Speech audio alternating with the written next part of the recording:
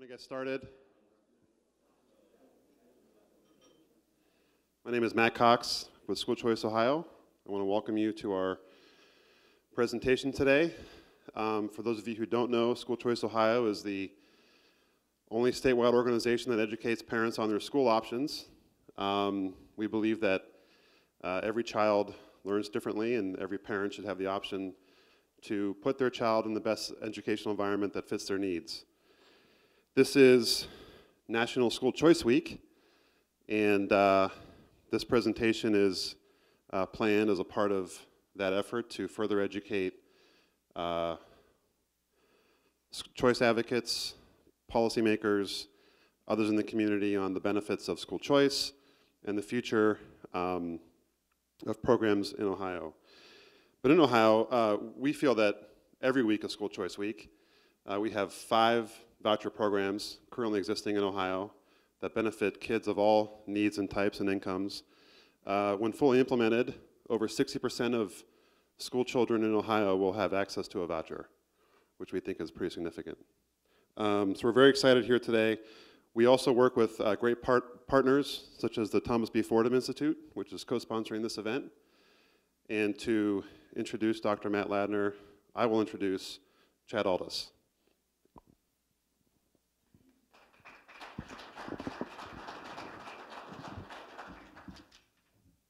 Good morning, everyone.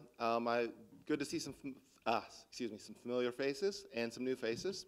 As you know, if you've been at one of our previous events, one of our goals this year is at Fordham is to try to increase the public dialogue around lots of education issues. And part of that is education about potential new issues, which today's falls into that category. And then there's also having hopefully thoughtful, robust discussions on current issues, hot topics. So in future months, we're going to try to do this once a month. This is a great turnout for 6 degrees, my car said this morning. So we're glad you could all make it and your cars started. But in future months, we're looking to possibly do presentations, maybe even debates on issues like teacher evaluations, standardized testing. We've got a research study coming out probably in March on school closures and the effect on students of school closures. And we'll also have one coming out in April or May on vouchers and a study of the EdChoice scholarship program. So some timely stuff. We're glad you could join us this morning. Now I have the opportunity and pleasure to introduce Dr. Matt Ladner. Dr. Ladner has an undergraduate degree from the University of Texas at Austin, graduate degrees, including his PhD from the University of Houston. If I get anything wrong, I'm sure he'll correct me when he'll have the microphone for a few minutes after me. He currently works for the Foundation for Excellence in Education, which was an education reform foundation created by former Florida Governor Jeb Bush. He's no longer on that. Apparently he has other things he's thinking about at this time. Well, we're pleased to have him here today in Ohio. And I will just tell you one little story. This isn't his first time in Ohio. I'm sure there's been many times. But 4 years ago, almost to the day, he was here talking about some issues related to education reform and what was going on in other parts. Those issues that he talked about and highlighted that day were 3rd grade reading and A to F school grading. Since that time, Ohio's enacted both of those policies. So I'm not saying ESAs are going to become law, but I am saying his track record is pretty sterling, so you should listen to him. So, Dr. Matt Ladner.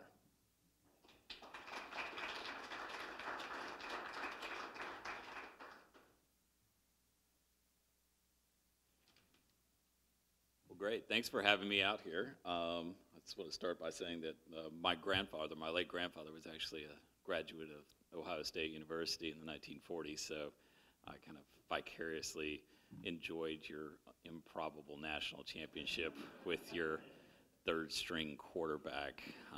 It's amazing to me, as I'm just deeply jealous, to tell the truth. You guys have 3 quarterbacks, and we're really working to get just one. But in any case, it is an amazing run, and I just imagine you're all thrilled.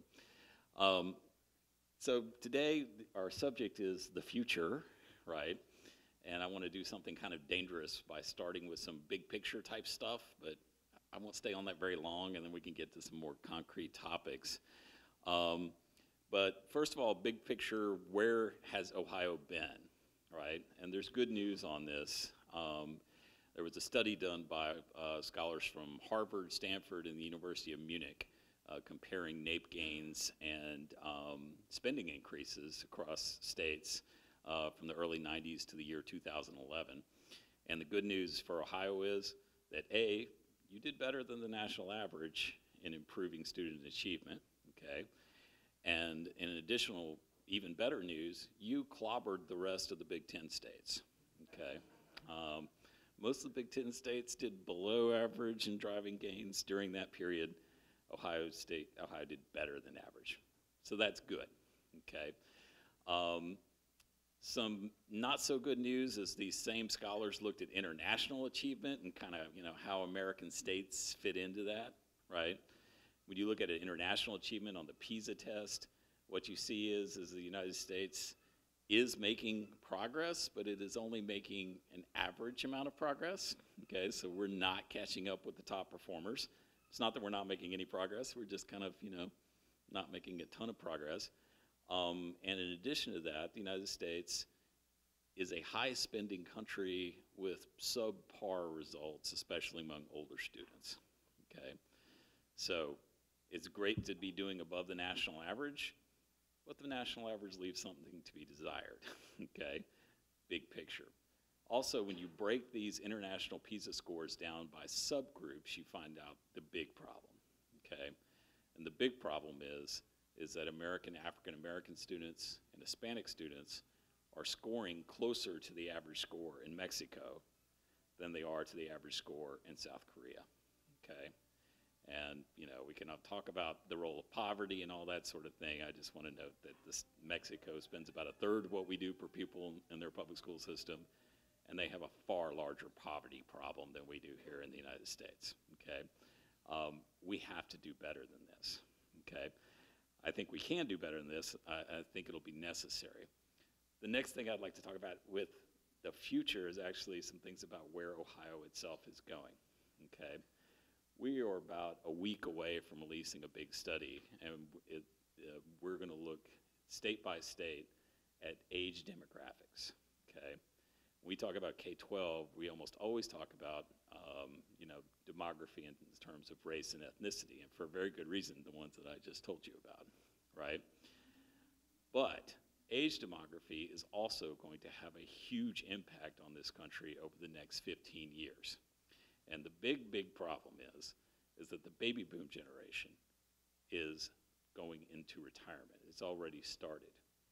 Every single day between now and 2030, 10,000 baby boomers reach retirement age, okay?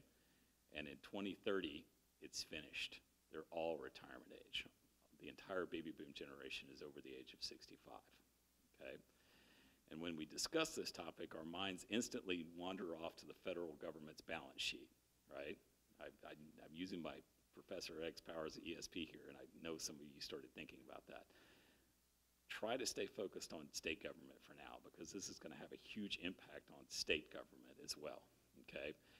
Federal government is still going to be out there, but Uncle Sam has big problems, okay? And in terms of the K-12 system, it's probably prudent to expect less in the way of financial help from Uncle Sam in the next 15 years. Maybe not next year, maybe not the year after, but it seems to be in the cards, okay?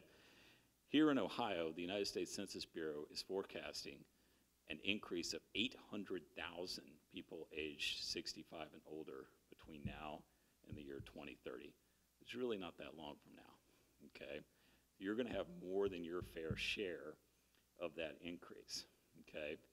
And what's going to happen as this plays out, right, is that the share of the percentage of the population here in Ohio that is actually working age is going to shrink, okay? This is going to cause all kinds of issues, and this is, it's not just a K-12 issue, but it is going to have a big impact on K-12. Some of the things it's going to impact are things like public pensions. The big one is going to be health care. Okay, let's just take a brief second to talk about this. The Medicaid program constitutes about 23% of a typical state's budget, okay? And we think of the Medicaid program as a health care program for the poor, It's jointly financed by states and the federal government in the form of matching funds, okay? It is a program for the poor, but elderly people already take a majority of Medicaid funds right now, okay? If you look at the numbers, the forecast for recipients on a per-person basis for the elderly is about 16,000, in terms of state funding that gets matched by the federal government. It's about 4 times as much as an adult and far more than that for a child, okay? The elderly are the most expensive Medicaid recipients. When you have a large number increase coming on the way, Ohio does, everywhere does, okay?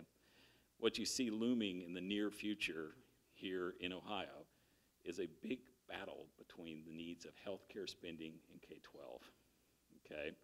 And this is going to be a big challenge for our generation, quite frankly, to figure out what do we do with this, okay? This is not going to be easy, and there's no magic bullet solution. Now, your declining population that is working age, if we go out into the year 2030, are sitting in classrooms right now, okay? The people that are going to try to keep the lights on in 2030 and 2035 and 2040, a whole bunch of them are students in your K-12 system right now, okay? So while it is the case that there is a broad need for a rethink of how we do everything, okay, the most urgent need is to reform K-12. And specifically what we're going to need, and this needs to be done sooner rather than later, right?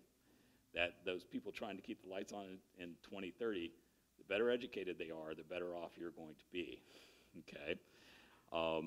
So, no single solution to this, right?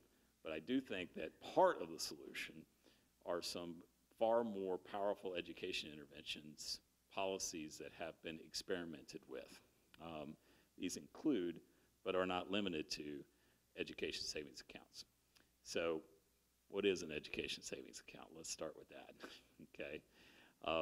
The best analogy that I can think of is sort of the evolution from a rotary telephone, right, to a more modern phone. A rotary telephone, most of us in this room are old enough to remember rotary telephones, right? Rotary telephones were an amazing piece of technology, right? You could dial a number and talk to someone on the other side of the world, right? It did this one thing, and it did it really well, and it was amazing, okay? An iPhone is a far more amazing piece of technology. It does that same one thing, and it does a bunch of other things as well, okay? And this is how I would describe the evolution from policies such as school vouchers and including charter schools into more powerful, more robust forms of parental choice, okay? What does the charter school mechanism do? It allows you to choose to go to this particular school that someone has set up, right? Which typically has required someone to go out and raise philanthropic dollars so they can pay for a facility to manage a new public school. That's a great thing, okay? And it's a wonderful thing.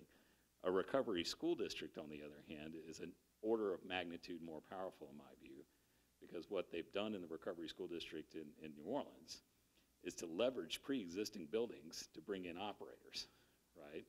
They're basically saying, look, we'll let you use this building if you have the most credible plan, and we're going to hold you accountable, and if you don't get the job done, we're going to replace you and bring someone else in to run this building, okay?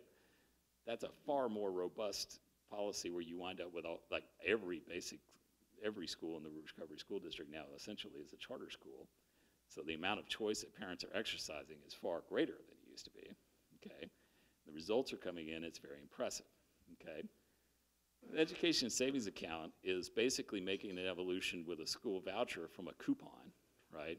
A voucher is a coupon. You can take the coupon and you can go to this school or that school or this school. And again, this is an amazing thing. It's wonderful, okay? An account mechanism is basically an account, filled with money that the parents can choose what to do with, okay? They exercise this choice through a use-restricted debit card, like most of you probably have one of these in your, at least a debit card in your wallet or your purse, right? there are a list of things that you can use these funds on, and one of them is to send your child to a private school and pay for tuition, okay? It still does that one thing, like the rotary telephone. What else can you do with it? You can also hire certified tutors to tutor your child. You can pay for online education programs. You can enroll your child in a community college or a university, right? You can hire private therapists. This has been especially popular amongst children with special needs, which are the primary beneficiaries of our existing 2 ESA program pilots, okay? Private licensed therapists.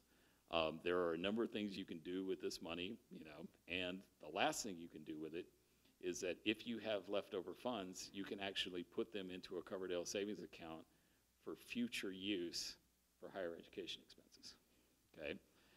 And I think this is the most crucial element of this ESA program, right, is that it actually creates an incentive for parents to be cost conscious, right? If it's an all or nothing proposition like our vouchers are, you can either use the entirety of your voucher at this provider or the entirety of your, right, at that provider. You know, you don't really have an incentive to be cost conscious, right? Under an ESA, the parents have an incentive to customize, right, to use, in some instances, multiple providers, but also to judge each individual provider not only on perceived quality, but also on cost, okay? So I think the potential here is far greater for some technical reasons. And the example I usually like to use is a little complicated, but it's worth kind of diving into, is the Milwaukee Voucher Program, okay? Again, don't get me wrong, I love the Milwaukee Voucher Program. I've been writing about it for 20 years now, okay? The way the Milwaukee Voucher Program is structured is there's a maximum voucher amount. It may be a little higher now, but it used to be $6,400 and change, like $6,444, okay? Maximum voucher amount or the cost of educating the child, whichever of those two is less, okay? They did that for a very specific reason. It is impermissible to give someone $10,000, a religious institution, $10,000 for an education they spent $7,000 on, right? That's an impermissible subsidy. It's unconstitutional, okay? So the way they structure it, it's this maximum amount or the cost of educating the child, whichever of these two is less. Guess what every single private school in the Milwaukee Voucher Program is charging? $6,400, you know, I mean, to the exact dime, right? Why? Because it's crazy to do anything else, right? If you're running a school on $5,000 a kid, guess what? You're leaving $1,440 whatever dollars on the table, right? You're leaving money on the table, okay? Now, mind you, that $6,400 voucher is a bargain. The Milwaukee public school system is over here spending $13,000, often very ineffectively spending $13,000 per kid. So $6,400 per kid, that sounds great, okay? It is great. It's a big improvement. But is anyone ever going to develop a high-quality, low-cost private school model that can charge $5,000 a kid? Never, right? This program is not designed to do that, right? And in effect, what the programs and too many of our choice programs are effectively designed to do is to allow kids to transfer into pre-existing spaces in an existing stock of private schools, okay? And we in the movement have got to the point where we need to think far more, you know, seriously about moving beyond that. Don't get me wrong, that's a great thing to do, right? But the universe of, you know, pre-existing empty spaces in schools that are already there is not that large, okay? We need to be thinking about what would spur the growth of new school space, right? And if you want someone to be focused, you know, sort of in a Silicon Valley type of way on developing products that are both better and cheaper, we need to get the incentives right, okay? Let me use another example where I think an account-based approach could really be helpful. Digital learning, okay? There's this never-ending debate in digital learning about how much should a course cost, right? And even the best states that have set up the best policies kind of look at it and say, well, kids take 6 courses a day. So if you go off and take a Mandarin Chinese course from a digital provider instead of French or Spanish, which is a great thing, right? We're going to give you 1/6 of the money, okay? Now, the districts come in and quite rightly argue. They say, why should you get a sixth of the money? You guys don't have to run a bus service. You don't have a janitorial staff. Why should you get a sixth? That's not right, right? You don't have a building to maintain. Where did you come up with this 1/6? That's arbitrary. They're right. It is arbitrary. How much is that course worth? And the answer is, we don't know, right? However, through an account mechanism, we could allow a market price to be determined, how much this course should cost. How much do parents think it's worth, right? How much do they think it's worth compared to other digital courses that are available, right? It's these kind of very basic, elements of program design that are very important if you want to see improvement in the quality and cost of services, which, by the way, is the exact opposite of what we've seen in the public education sphere for the last 40 years. Right? For the last 40 years, we've seen a very large expansion in spending per pupil, even after you adjust for inflation and do all that sort of thing. And there's been some academic improvement nationwide, but it's been far less, than the spending increase, right? Dr. Friedman, and Free to Choose, he actually created this sort of 4x4 exercise where he said, what's the worst way you can spend money? When you're spending someone else's money on someone else, right? When you're spending someone else's money on someone else, you don't use it efficiently, you don't seek highest value. When do you spend the money the best? When you're spending your own money on yourself, okay? In a very real sense, things like charter schools, school vouchers, these are attempts to do what the British call a quasi-market, to create sort of quasi-market mechanisms to capture efficiencies and improvements in sort of a market-like fashion, okay? That's their term, and I think it's actually quite appropriate. An ESA is a far more powerful quasi-market, right, because it actually does create the incentive for people to treat this money as their own money. Why? Because it has alternate uses, right? If you think about this in terms of low-income children, this might be their best chance to build assets for future higher education expense, right? If you think about the demographic crunch coming, it's been widely recognized in higher education circles for a long time that the first thing to go is going to be state higher education spending, okay? I'm originally from Texas. I can tell you back in 2003, the university struck a deal with the Texas legislature to do what they call tuition deregulation, okay? This is over a decade ago, but the handwriting was on the wall over a decade ago, right? They have access to this census data and they know what's coming, okay? So what was the deal? The deal is that you guys are going to wind up not funding us, right? It may wind up lasting a little longer in Texas because of the oil boom, right? But it's still going to end, right? Because of healthcare costs, basically. Healthcare costs is squeezing everything else out of budgets. So the deal is we know you guys are going to stop funding us, so you have to set us free to let us charge the tuition that we need to operate, okay? When you really get into a tight budget, like we've got down in Arizona and seems to never go away, you get to the point where you have to say, well, we can charge, students at Arizona State higher tuition, but we can't charge prisoners, right? Or, people serving in our state prison system. We can't charge them tuition, right? We have to make decisions about what's, if to the extent that you want to preserve things like higher education funding, someone needs to figure out what to do about healthcare inflation. I mean, that's really kind of the bottom line. It's not going to be easy because of the aging of the population. Those same pressures are going to hit higher education first, and they're going into the K-12 spending as well. So we need to be figuring out how to do things, better, more cost effectively, okay? But in the grand scheme of things, if there has to be economizing, the question sort of becomes, who would you like to have do the economizing, right? Do you want to try to micromanage the process from here in Columbus? I would recommend against that, right? It's too complicated. The preferences and needs of children are too varied. It's much better if there has to be a bargain struck to give parents more flexibility if there's going to be less funding, and hopefully in the process we can see parents actually increase the return on investment, right, if they get the chance to manage their funds. So just give you a couple of quick examples.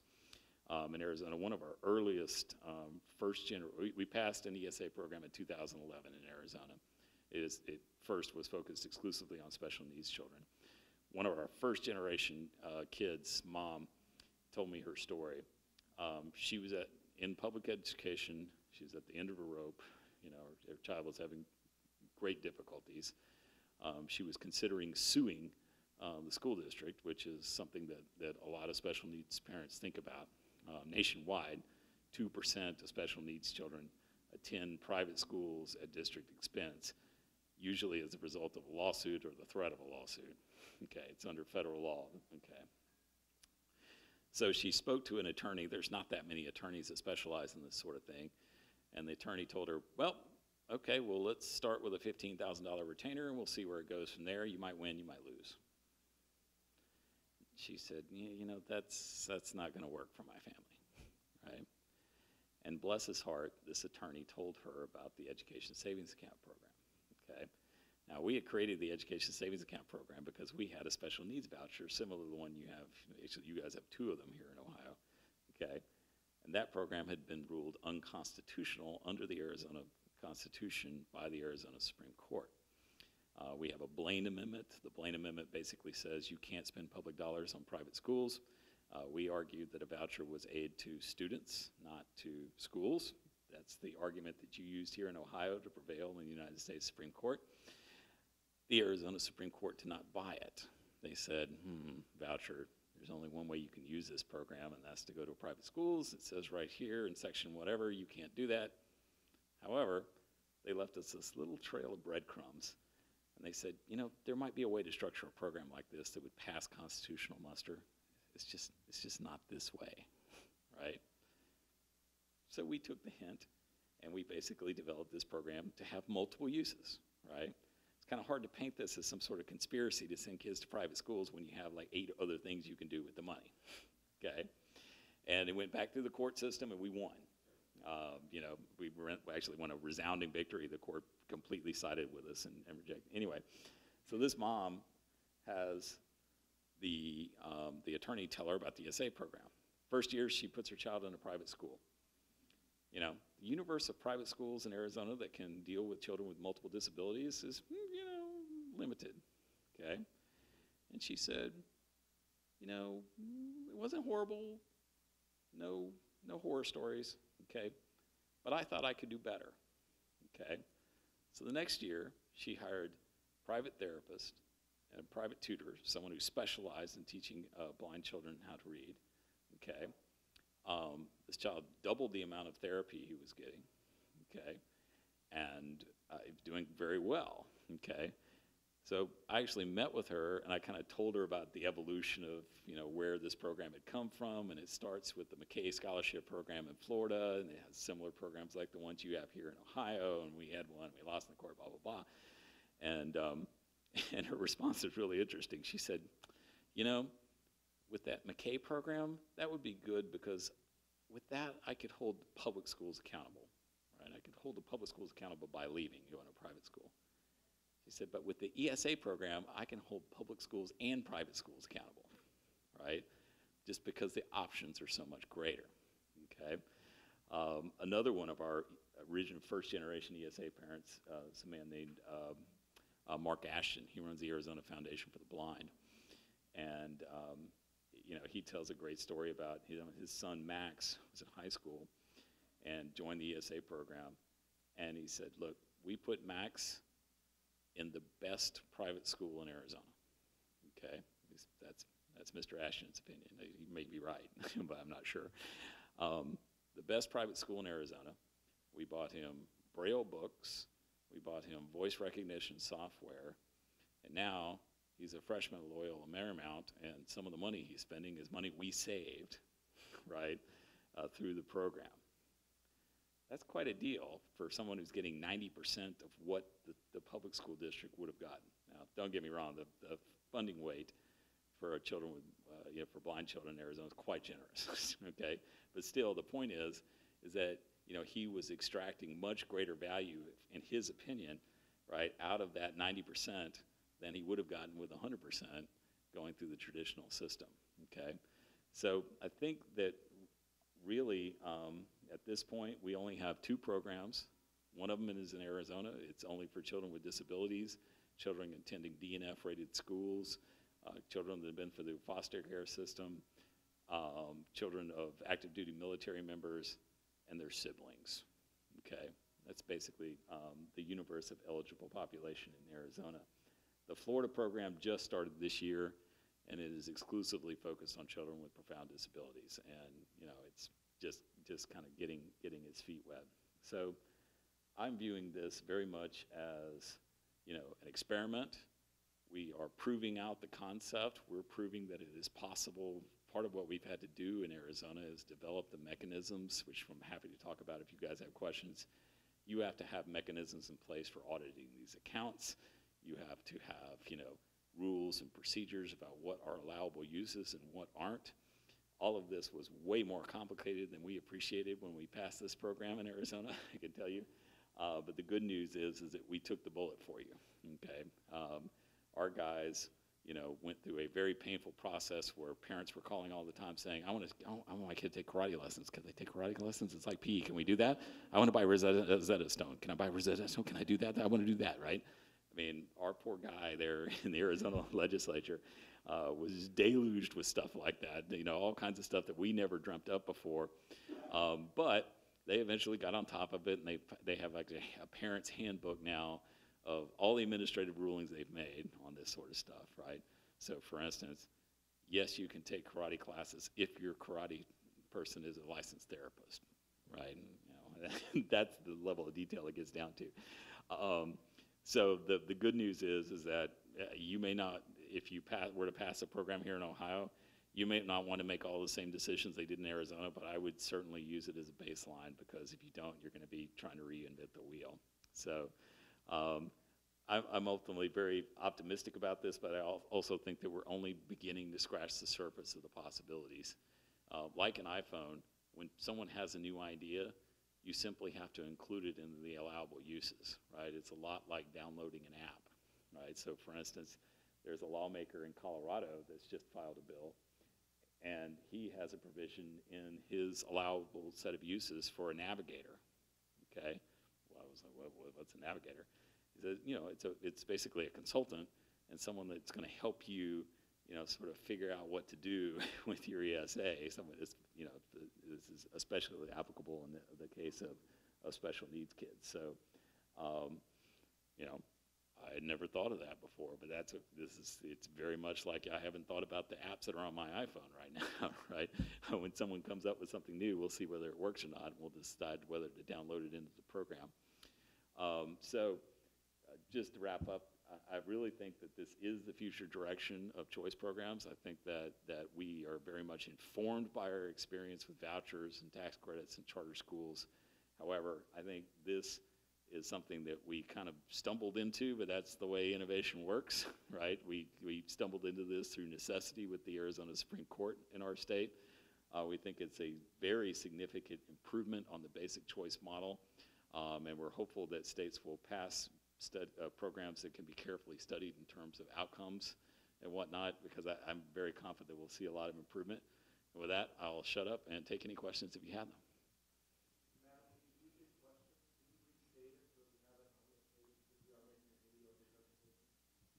Okay. Yes. Yes, ma'am.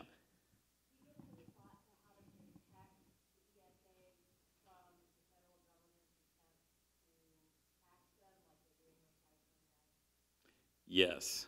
Actually, this was a big thing for us to figure out when we were passing the original bill in Arizona.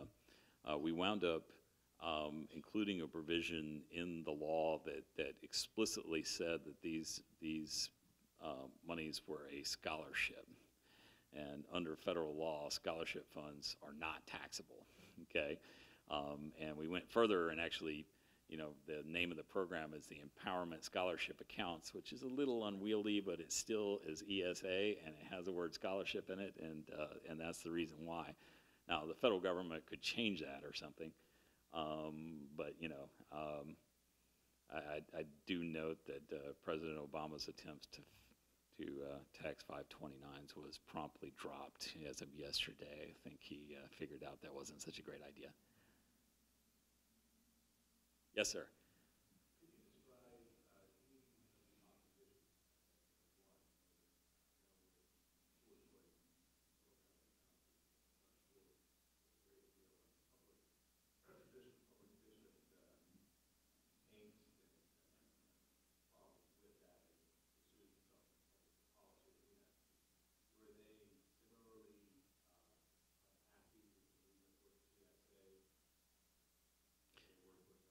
Yeah, the question is about opposition, and the short answer is yes. The program actually came about because Arizona's opponents of parental choice were actually the first ones ever to sue a special needs voucher program.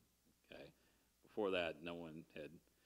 This is literally a $5 million program for special needs kids, and they sued it because oh my gosh, it was terrible. This really made no sense at all, because if you've been paying attention to what the school district lobbyists have been saying about special education for the last 40 years, the consistent story they've told is that the federal government and state governments don't give us enough money for special needs kids, right? You guys are shortchanging us. We're taking money out of general ed. We're moving it into special ed. This is our money we're raising locally. We're taking it out of the general education classroom and putting it into special ed. It's a terrible burden. Give us more money. Okay?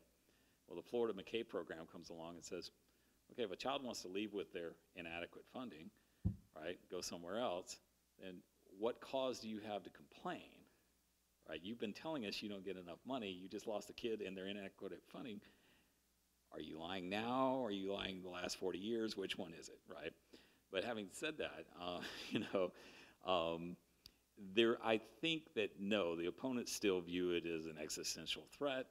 It's not an existential threat. Their fourth year of the program in Arizona, there's 1,300 kids in this program right now.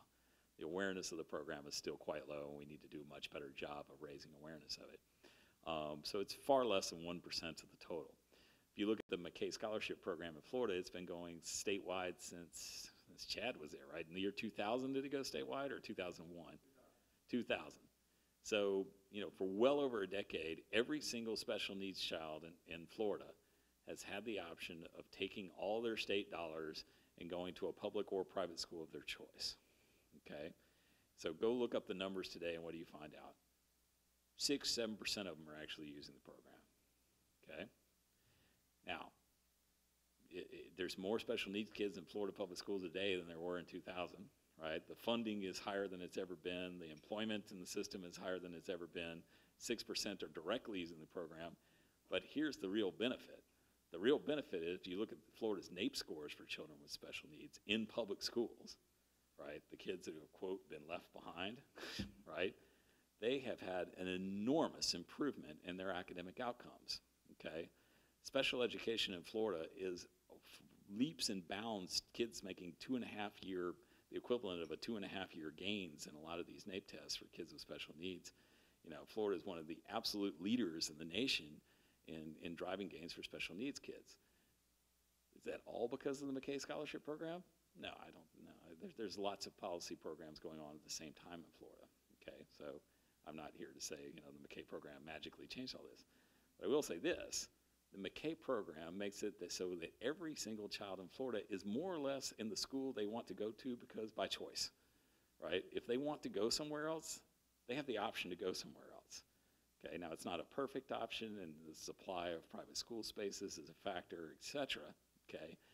But there is an exit option, and everyone is aware of the exit option. The parents are aware of it. The school administrators are aware of it, right? It's there. It's on the table. Okay, and what we've seen since that exit option was created is not a mass exodus out of the public schools. Public schools are a permanent feature of American life, okay? Funding for public education is guaranteed in every single state constitution, and it is not going away. It's really not up for discussion, okay? What is up for discussion is how we structure the public education system, right? Are there ways that we can change the basic balance of power in the public education system between parents and school districts in a way that is beneficial to students? I think there are. So, you know, do my opponents in Arizona believe this? No, they don't believe it. Are they fearful? Yes, they're fearful. Is there any evidence that this program is probably about 25% of the total public ed population in Arizona is eligible for it? Is it led to a mass exodus? Is it causing havoc and destruction in public education in Arizona? Absolutely not. There's no evidence in any program anywhere to suggest that. It's basically a fear-driven opposition. Yes, sir.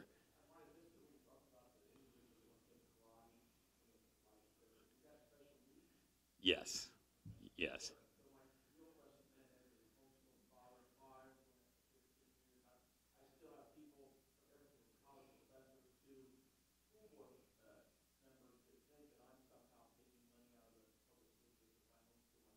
Right. Technically, you cannot be a homeschool student and an ESA student at the same time. Arizona has a statute that defines homeschooling, and it's been around for a long time, and all of us in the School Choice Coalition in Arizona, I mean, we have no interest in damaging homeschooling at all.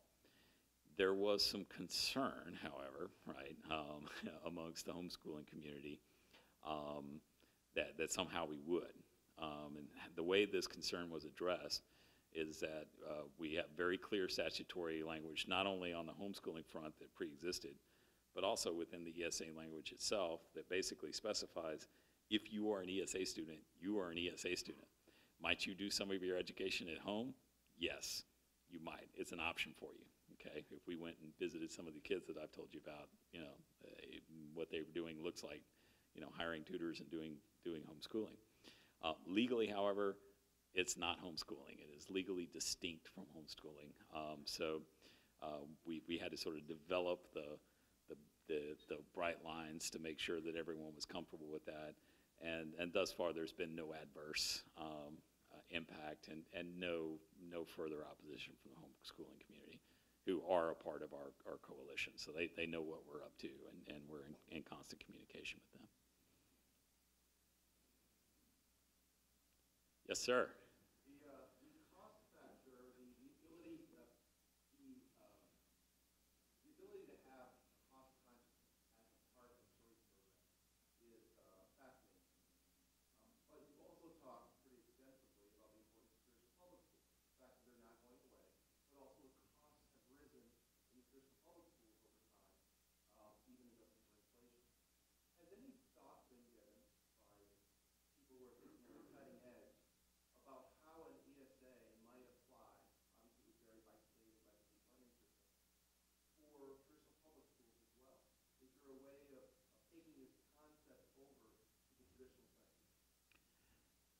There may be.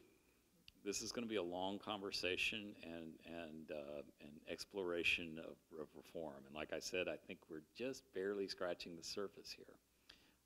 But basically, the way I see this now is that all of our choice programs have started with school district education as the default, right? You attend a school district, and for fiscal note reasons, for the most part, then we say, okay, but only kids that are going to a district are eligible, otherwise it could create an additional cost for the state. And we need to do something about that because, you know, it creates a situation where you won't fund a lot of very worthy parents who are killing themselves with 2 or 3 jobs to, you know, afford modest tuitions, and it's not fair, quite frankly. But the default basically says, okay, you can go over here, and if that doesn't work for you, if you're unhappy or whatever, then we're going to create this kind of escape hatch program over here to give you options. And again, that's a good thing. Okay? It's a good thing. We ought to do more of it. Where I think the conversation on this might go, and I mean, we're nowhere close to this now, and nor do we have enough evidence to support making a big radical move like this anytime soon. And we may never have it, okay? But where I'd ultimately like to see this conversation go is in a direction that all public education funding goes into a parent-controlled account before it goes anywhere else, and all children voluntarily attend the school they'd like to go to. I don't think for a second that this would be destructive to public education. I think, in fact, that it would have a hugely positive impact on public education because the children would all be there by choice. There would be basically a voluntary exchange occurring between parents and the schools. And every bit of evidence that I'm aware of suggests to me that the vast majority of kids would still be going to the district schools, okay? Just use Arizona as an example. We have 1.2 million kids. You know, what if every single dime went into an account before it went anywhere else? There's nowhere other than district schools to house 1.2 million kids, right? We don't have, you know, a spare 1 million private school seats lying around or something, right? It simply doesn't exist. Last time anyone did a study, we had about 20 to 30,000 empty seats in private schools, and that was 10 years ago. Maybe it's more now, maybe it's less, but whatever, it's a rounding error, okay? So you can imagine a system where the power relationship between parents and district schools is far more based on a voluntary arrangement at an individual level.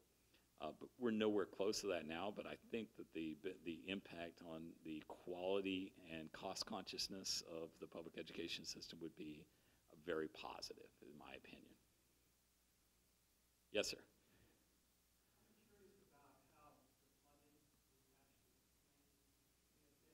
Mm-hmm.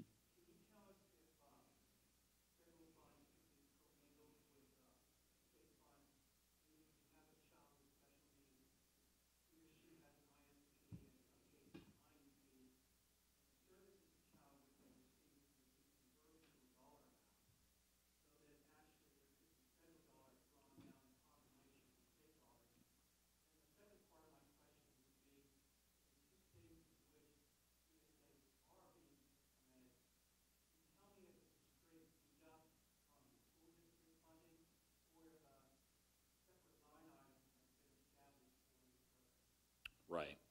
I'll take your last question first. The question was about federal funding and then also about the funding mechanism. The funding mechanism in Arizona, it is de facto because we fund districts based on the previous year's count, right? And we fund ESA children formulaically, but based on this year's count, there's, you know, this number of kids and we're going to fund them right now.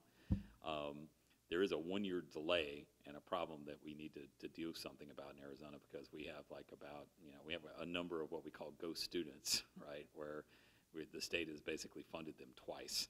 We're funding them in the school district based on last year's count, and we're funding them in a charter school or an ESA program like right now, okay?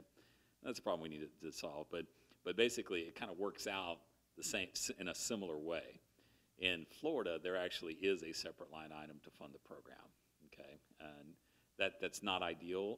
In my view, formula funding is the way you want to go. You know, like just like the McKay Scholarship Program, however many eligible special needs children apply for the program, that's how many gets funded. You know, just like kids showing up in a charter or district school, the funding is there when the kids are in the program. On the federal question, these programs are now funded exclusively with state funds. I think that it might be possible to access federal funds if someone wanted to do that, and there's probably a lot of legal research that would need to go into this, but there's been some thought that you could actually create an ESA program that is defined by the state as an LEA, and then from which students would opt out, you know, with their federal dollars. That's possible, but no one's crossed that bridge yet. Yes, sir.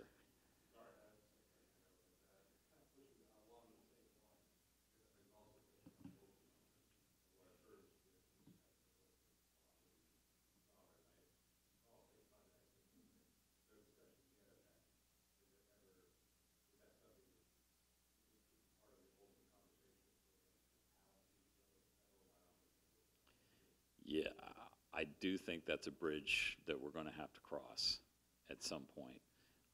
Most choice programs have not reached a point where, you know, where you have to address that problem, but we're getting closer, right? And part of the things that have to happen here is we need a shift in our thinking, right? The way we treat local dollars now is the entitlement of the school district, not the entitlement of the child, right? So if, for instance, in some dream world or fantasy or nightmare, depending on your point of view, if every single kid in Arizona left the public school system, right, public school system would still be sitting there with 40% of the funds they had before with no students, right? And funding per pupil would be in the billions, okay? I think that there is a fixed cost argument that districts have, and I think that that has to be addressed. I haven't seen enough serious research on what an actual fixed, some people say a fixed cost is everything, and some people say it's nothing. I think the obvious thing is somewhere in between. I'm not sure where. But the idea that it kind of raises the basic question: like, why do we have local tax dollars to support? Right? What is it for? Is it to support the system, and is it the entitlement of the system?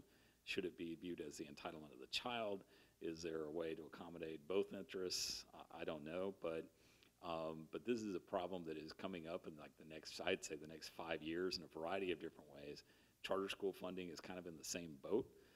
So for instance, in a lot of states, including my state of Arizona, the state actually provides additional funding to charter schools to try to make up for the lack of local funding, right? And what this does is to actually create an increased state burden, right? It actually costs the state more money in Arizona when children attend charter schools, right? And at the end of the day, the taxpayers are the same, right? The same people that pay local taxes pay state taxes, right? And they're doing it basically for the same purposes, to educate children. So I think there's a lot to figure out on this front. But I think that the local funding issue is going to be a difficult one, but it's one that will have to be addressed at some point. Yes, sir. Talk a little bit about whether there's any testing or accountability mechanisms for the ESA programs in either Arizona or Florida? Yes. In Arizona, the short answer is no. Unfortunately, our school choice coalition has been very divided on this subject. It is a permissible use of the funds in the Arizona program to allow a parent to purchase all kinds of testing, right? If you want to take the PISA test or Stanford 10 or, in theory, the state test or whatever, as an individual parent, you can do that. But it is not something that we've come to a consensus on in Arizona. My personal view on this is that there are difficulties regarding standardized testing and special needs kids. So when you have a program that's exclusive, like for instance in Florida, exclusively focused on very profoundly disabled children, right? There's a whole set of issues. Now, even there, I wouldn't say, okay, so we don't do any testing. I don't believe that. The balance that I think is appropriate is between the public's interest in transparency, which is legitimate, right? And also preserving the independence of, for instance, private schools, okay? Pat Wolf just put out a study through AEI with two co-authors last week that showed that 70% of private schools in Louisiana have chosen not to participate in their voucher program. And when you look at the list of requirements that the state gives, it's not hard to figure out why, right? So we create these programs in order to provide opportunities for kids. And the last thing we want is, quite frankly, what's probably happened in Louisiana is the most financially stable and highest quality private schools are staying out of the program. That's nothing but bad, okay? There are additional difficulties in our mindset that have to change, right, with ESAs, because our mindset is still focused on, okay, this kid attends this school, so we're going to have that school give this test, okay? I think this test should be a national norm reference test.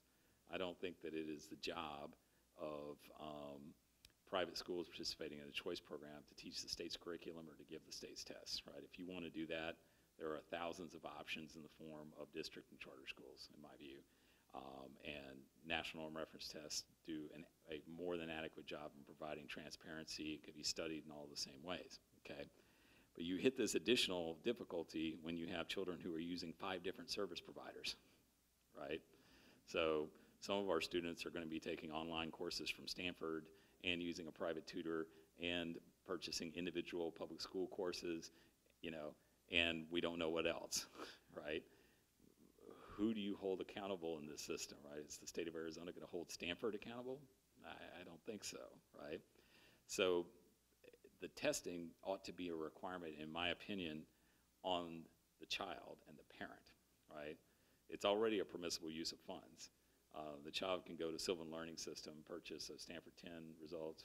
They could share that with an academic evaluator, and the results could be studied. We're not doing this in Arizona. There is statutory language in Florida to attempt to do something like that, but I just have to tell you, it's going to be difficult because of the eligibility pool in Florida. And so this is actually a task for a future state, I'm afraid. Some future state, and I would love for it to be Ohio, but I'd love for it to be another state as well, or multiple states at the same time. Someone needs to pass one of these programs with very solid language about an academic evaluation, okay? And that could be conducted with national norm reference testing. I'm very confident what such a study would show, right? Not afraid of it at all. We've got 20 years of evidence on this that is in balance, overwhelmingly positive. But striking the right balance is important in my view. And I know states vary on this, and some states like Indiana, Ohio, the private schools have always given the state test or have for a long time, that sort of thing. So yeah, it does vary based on state history and practice and whatnot. But yeah, the task of actually proving out this concept is a task, unfortunately, that someone other than Arizona is going to have to do on the academic side. So there's work to be done. Yes, sir.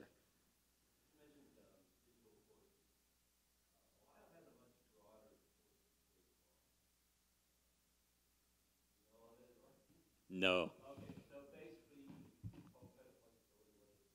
basically allows students and their district teachers to find really anything as a course. Mm-hmm. Has to be run through the school, either the teacher or the district. But I'm thinking, the other thing is there's no funds, right? Yeah. So it's largely a use of the school welfare. Mm-hmm.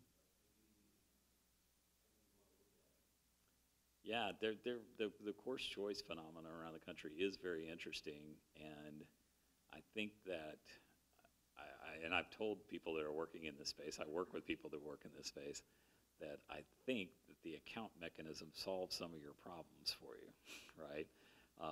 By creating, sort of a market demand and a market price for things. Because in the absence of that, it's really difficult to determine how much does the state pay, right? How much should the state pay provider X for such and such type of course? Oh, and by the way, MIT and Harvard and Stanford are giving them away for free, and you can get college credit when you pay $85 for an end of course exam, right? There's a lot of thinking, a lot of unresolved thinking that needs to be done in digital learning. But I would be, in the big picture, if what you're looking for is better and more cost effective, then in my view, the account mechanism is the way to go. Anytime if the state decides arbitrarily it's worth $2,000, and it's always going to be worth $2,000, the provider can provide it for $500, you're never going to capture those efficiencies. We're going to wrap up. One more question? One more question. Going once, going twice. Thank you all for coming.